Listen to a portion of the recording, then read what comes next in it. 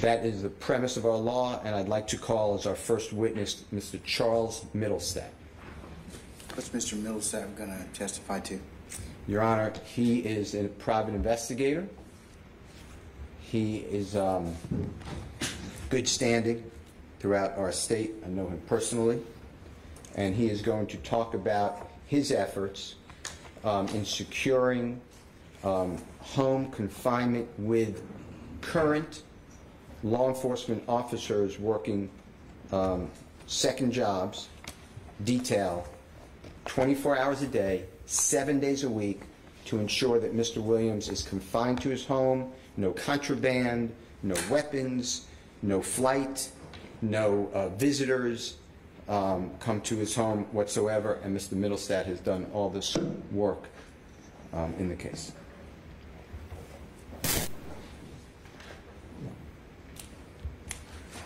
Okay. Swear to you, Mr. Middlestat, please. You need to stand up, sir. Stand up. Stand up, please. I'm sorry. You swear to the FBI? I do. That's it. Thank you. Please state your name for the court.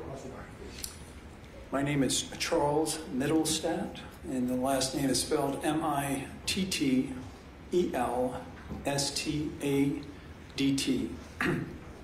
And my occupation is I'm a criminal defense investigator. And Mr. Middlestat, would you do me a courtesy and give this honorable court your background? Yes. In your Excuse me. Your Honor, I've been involved in this profession. I started out in the security industry. My background is in corporate security and dignitary protection. And then for the last 25 years, I've been involved in criminal defense investigation. I've been both a board certified security professional, and I'm a board certified criminal defense investigator. I've done cases coast to coast now for the last 25 years. I've done hundreds of cases here in Fulton County. I have worked with the DA's office in assisting them on cases. I have helped represent members of the DA's office at the highest level, and worked with former DAs in private practice post career in their after they left the DA's office. So I've had extensive experience at this, and I've had the opportunity to be a part of similar sort of efforts that have been responsive to trying to address the concerns of the court as consideration with regard to bond.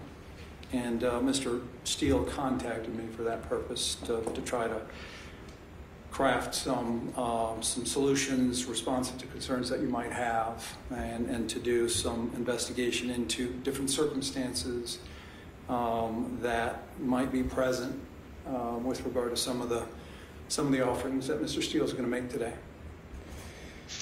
Investigator Middlestat, would you tell this honorable court, first of all, do you have any relationship with Mr. Jeffrey Williams, who's on the Zoom? I do not. I have not met him at present. Okay.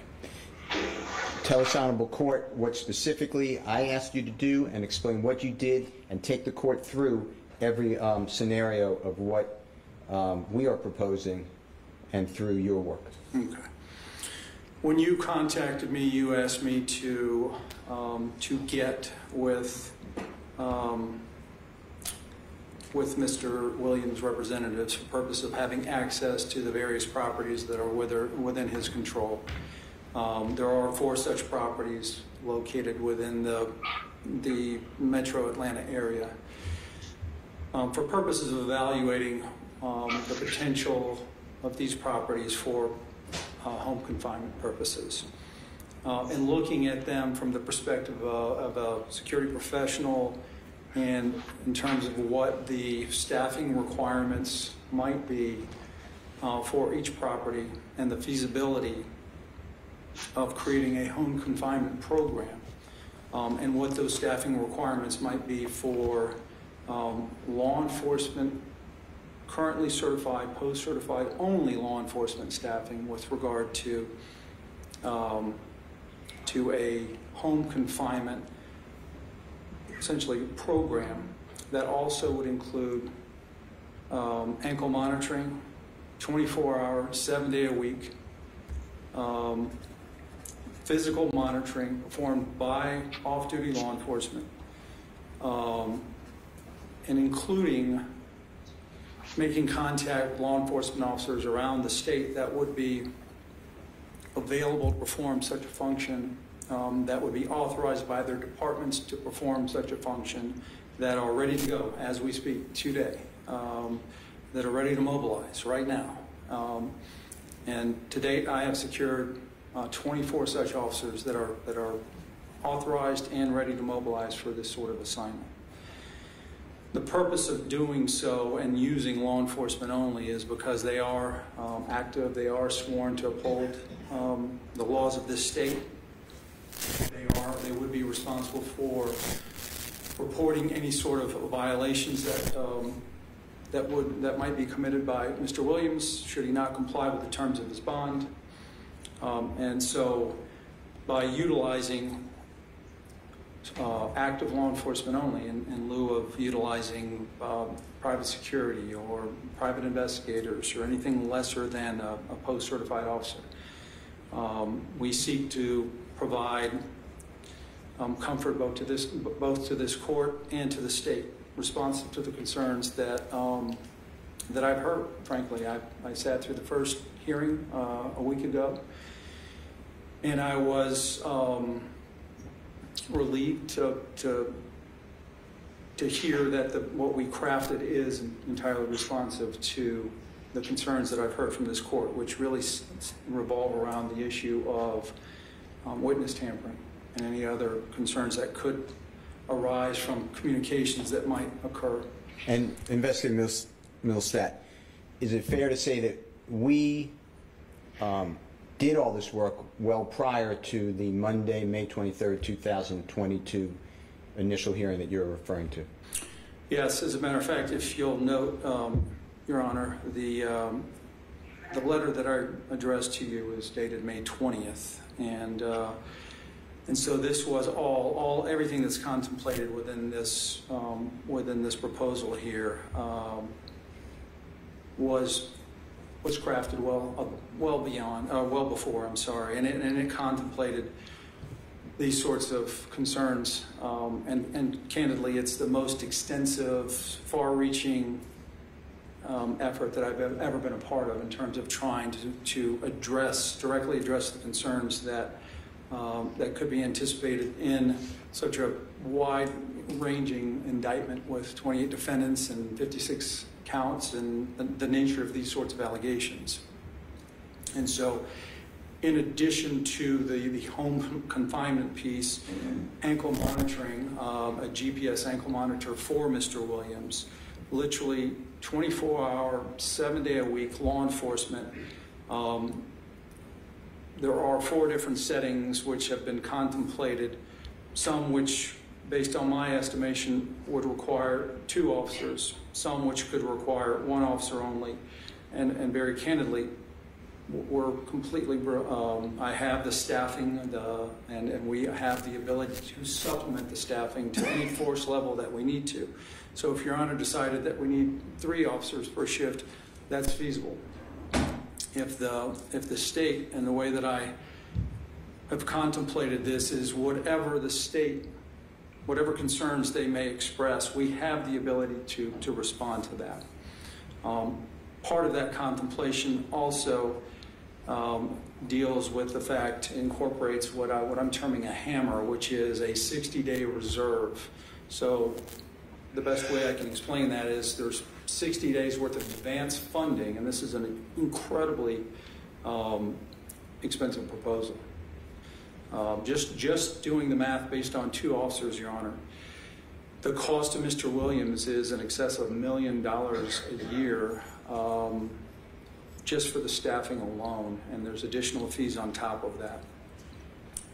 That math is based on 2 officers per shift times 3 shifts at a negotiated rate of $60 an hour. That is what law enforcement is requiring to undertake this sort of off-duty assignment. And this is money that he'll never get back. This isn't like a bond. This is money he'll never get back. It's a tremendous amount of skin in the game. But in addition to that, there is a 60-day workforce reserve incorporated. So if he were to violate for any reason, that 60-day reserve would be dispersed amongst the officers that are working that assignment. And so it almost gives them an incentive to violate him in a sense. Beyond that, this plan also ensures that whatever restrictions the court puts in place with regard to limiting and restricting and controlling visitor access or any sorts of devices or any materials that you would not want within that environment, that law enforcement, not me, not the defense team in any way, but the law enforcement officers that are assigned to this responsibility are empowered to actually control everything that comes in and out of that environment. So if somebody comes to my house and has a burner phone, or are they going to be searched or whatever before they come in? Or? Yes, sir. Absolutely, Your Honor. What's contemplated is the moment that you approve this bond, that prior to Mr. Williams occupying it, is that a complete search will be conducted of that, whichever property you deem, whichever property you assign.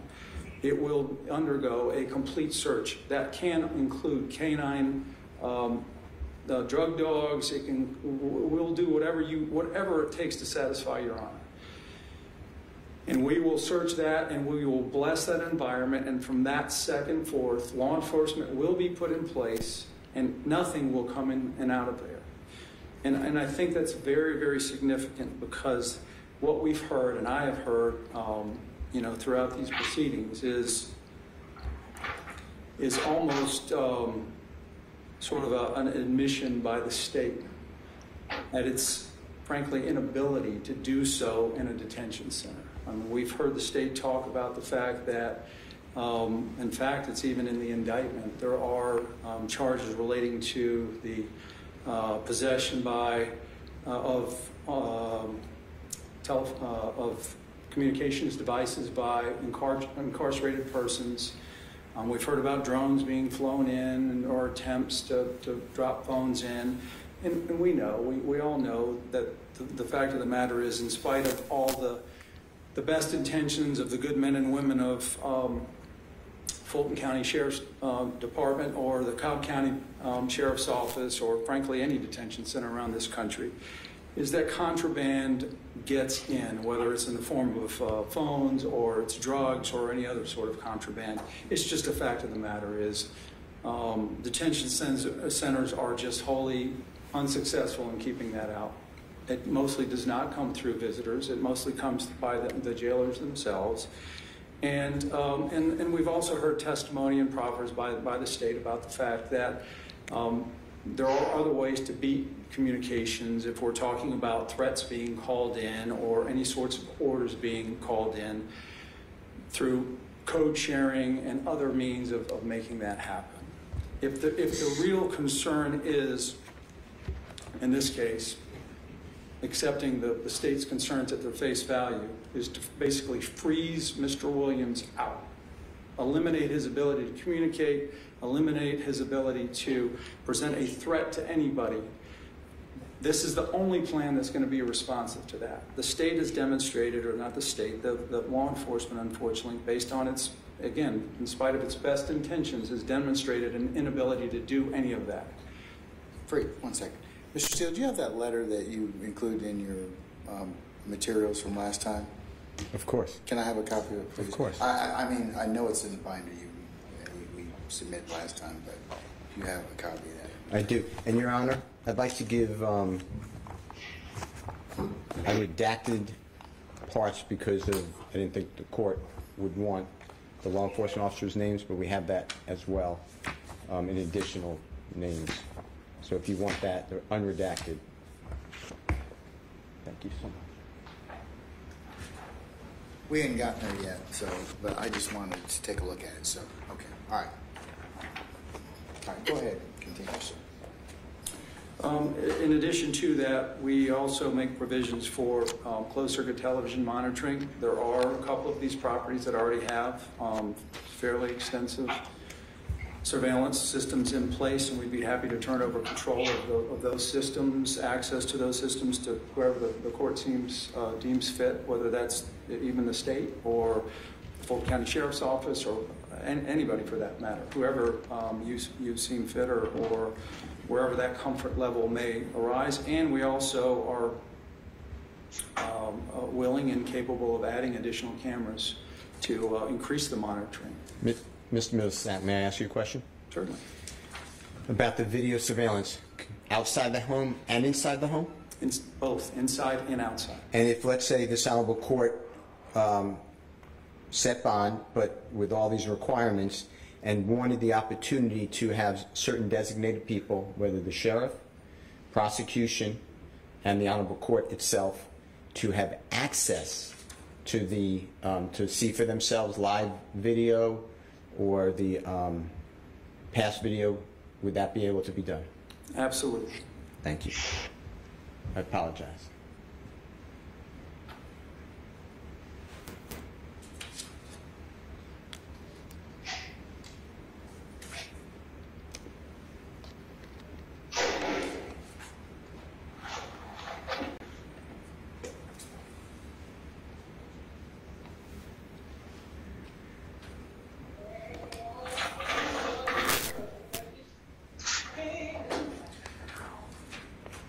Mr. Steele, through your witness, can you tell the court about the issues involving communication in terms of phones, email, internet, and other third parties that would come to the house? Because one of the things that the court was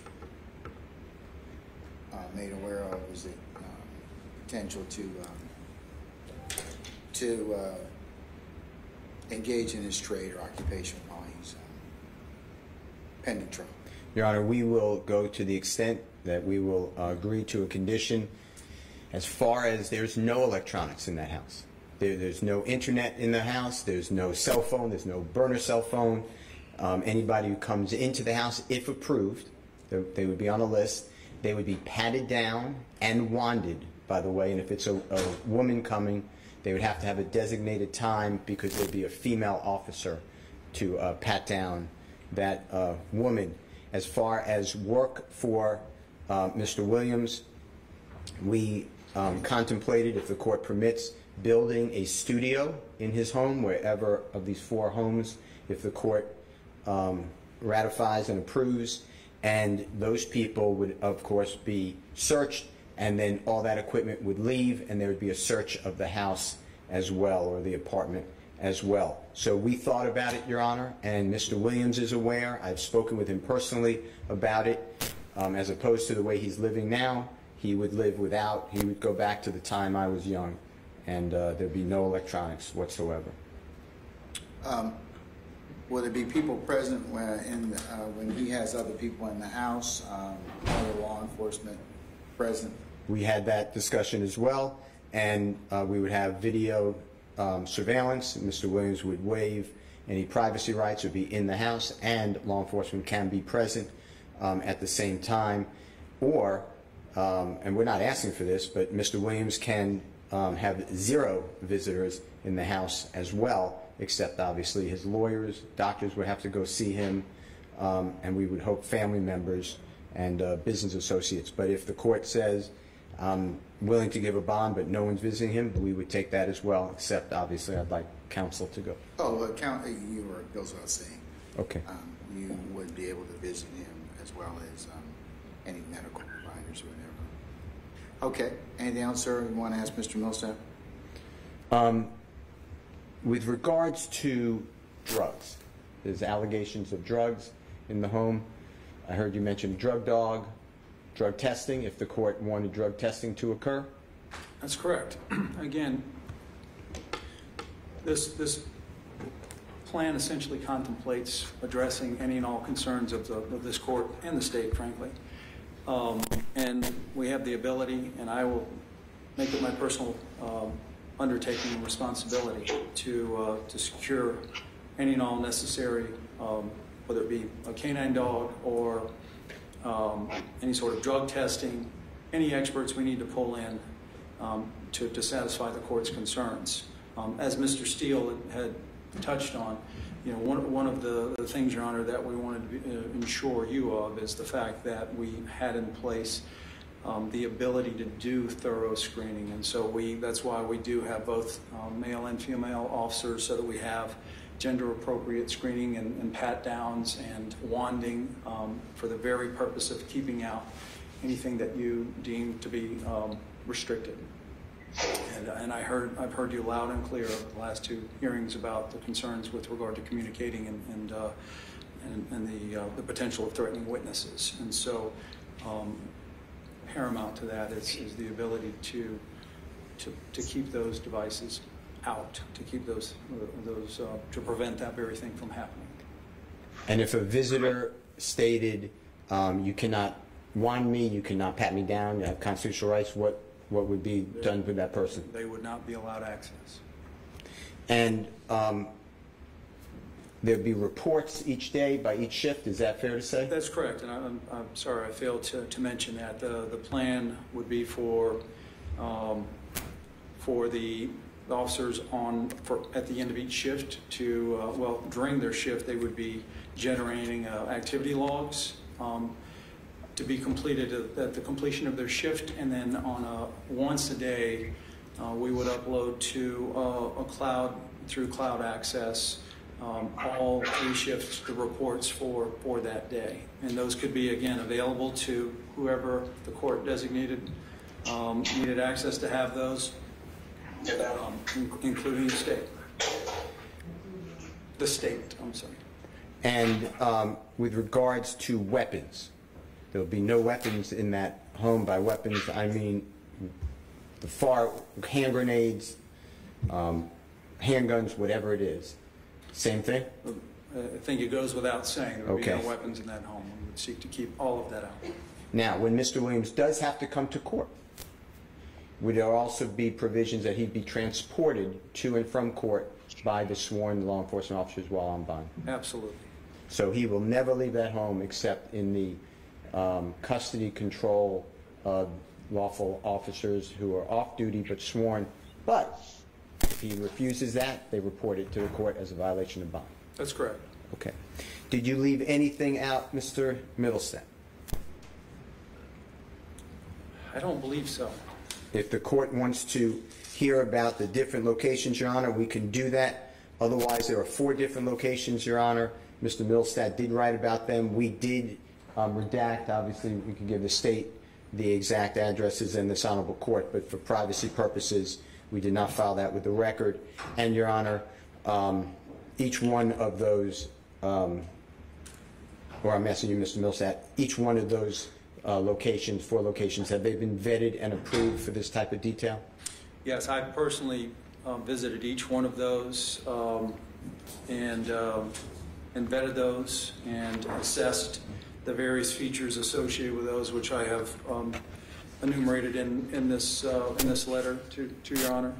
And I stand ready, and I'm certainly willing to provide any more details or answer any additional questions with regard to any one of those locations. And then finally, if this honorable court grants bond, conditionally that the house which is chosen for Mr. Williams to reside is then properly swept, approved, sealed, all that goes to the court and the prosecution. The prosecution can bring in people if they want as well. You would have a sworn law enforcement officer meet Mr. Williams outside of the release area of the jail at the Sally Port. Is that your understanding? That is my understanding. So it's not like Mr. Williams gets in a car with one of his family members. He would be right from the sheriff of Fulton County into the hands. That's correct. He's essentially remaining in custody, but remanded to the confinement of his home. Okay. Now, with an ankle monitor, since I gave this honorable court the option, or suggest, I don't give the honorable court anything, but suggested that if the honorable court was troubled, electronics would be removed. It's not my first choice, but if that happened, the ankle monitor, to your knowledge, can an ankle monitor work without there being electronics in the home? And if you don't have that information, there's another person here to talk about it. I'll defer to that other person. That's fine. I want to thank you. Is there anything else that I've neglected to ask you that's important to sound court? I don't believe so. Okay, and the off-duty police officers, right now, they have been given approval for this type of detail? They have, and I have been reassured of that. And as late as this morning, once again, I have reconfirmed that all of the 24 officers are still good to go. And if there is a visitation list that has been approved by this honorable court, those visitors lists would obviously go to each detail. Is that fair to say? Correct. Okay. I don't have any other question for Mr. Millsap. Thank you so much, Your Honor. Cross, Mr. Geary. Okay, all right. Sure, you can stand out as one. Thank you. Thank you.